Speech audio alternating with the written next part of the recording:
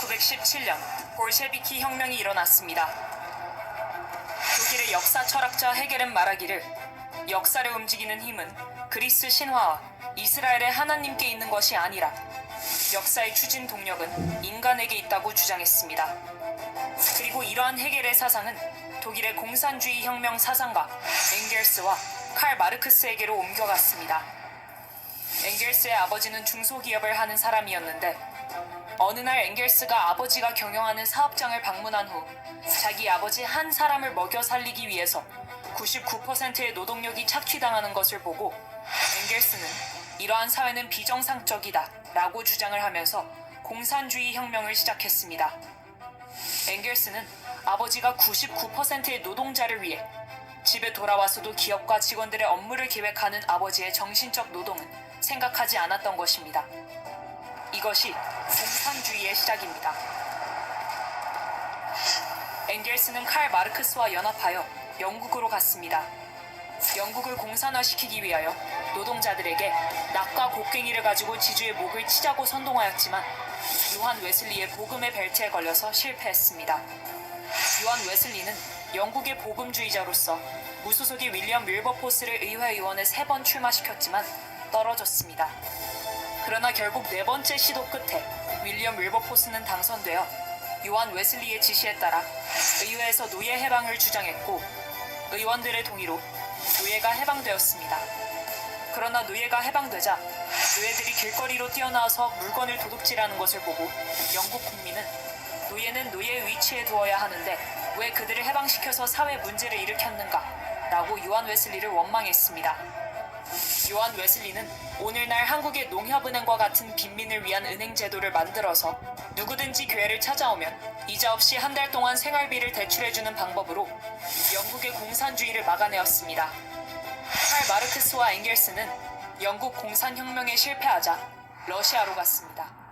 그곳에서 성찬식 하는 모습을 보았는데 성찬식에 분병을 하는 장로를 평신도가 증오의 눈으로 째려보는 것을 보고 예배가 끝난 뒤에 왜 당신은 주님의 가장 거룩한 성찬식을 받으면서 장로를 증오의 눈으로 쳐다보는가 하고 물었더니 내일 아침에 내가 일하는 목화밭 농장으로 오라.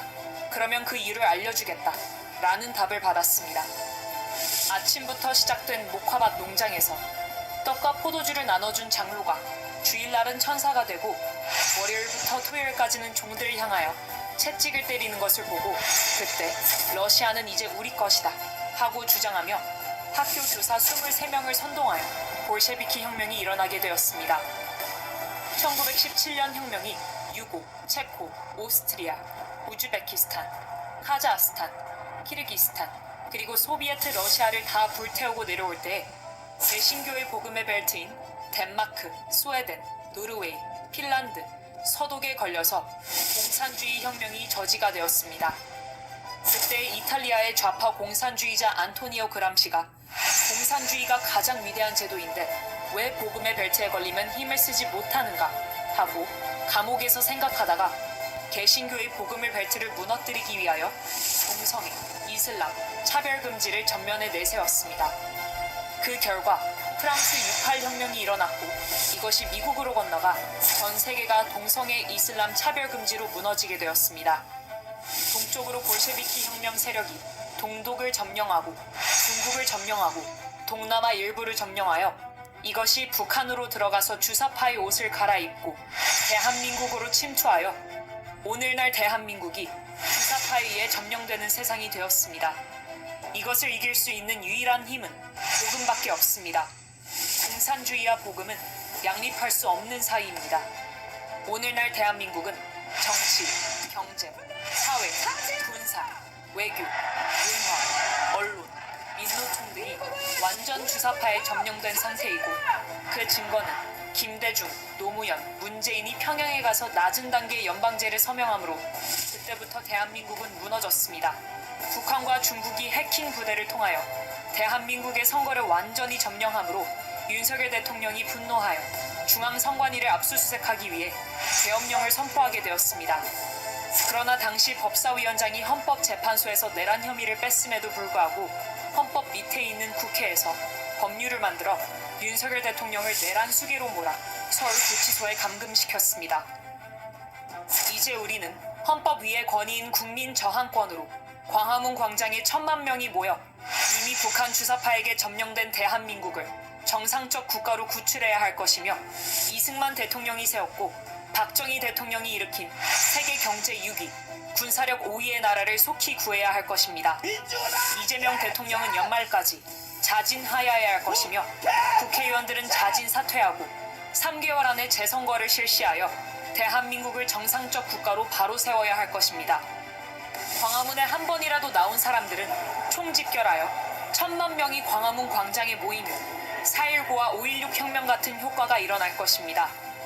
이것은 헌법 위의 권위를 가지고 있기 때문에 대한민국은 제2의 건국을 해야 할 것입니다.